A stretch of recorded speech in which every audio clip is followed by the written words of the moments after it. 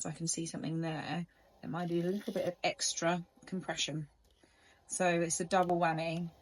It's a compression of a fingertip and it's feeling that clay. You're always looking at using your fingertips with your eyes to help you work out what's going on in your pot, because sometimes there's going to be times when your fingertips are going to be able to access parts your eyes aren't.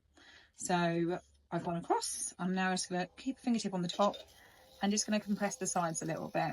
Again, even though they're not going to be touching the tabletop, when you put your glaze on, it's just going to give me a smoother result. So a little bit of clay compression. The other thing this does is keeps your plate nice and flat. So when you take your plate off the bat, if you lift it, you can get a bit of a bend and get a bit of a curly plate. We do not want that.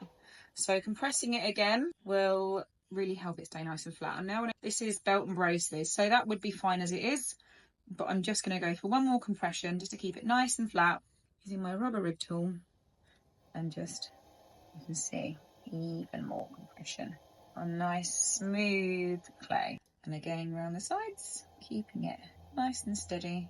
Because it's just compression, it doesn't matter if I take it off centre a little bit. There we go, lovely. And now let's do the other side. So flip her over, place her down. Don't know why this plate is a her, but apparently she is. Now you can see my fingertips nice and steady on the side. She's nice and centered. A little bit of pressure.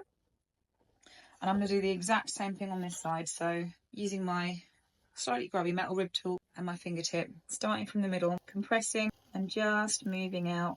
Hear that grit? And maybe I'll just move back in again to really get it nice and smooth and compressed.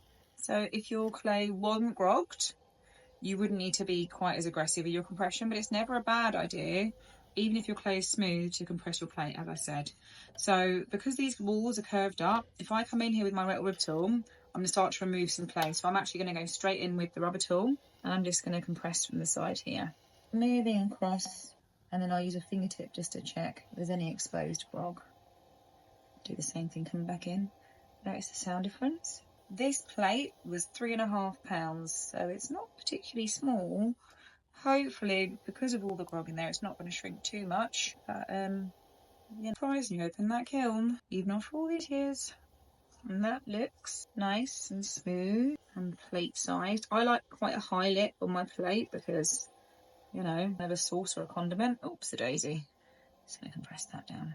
Nice plate, which, if I give it a little twist, should just release the kiln shelf from the wheel like that.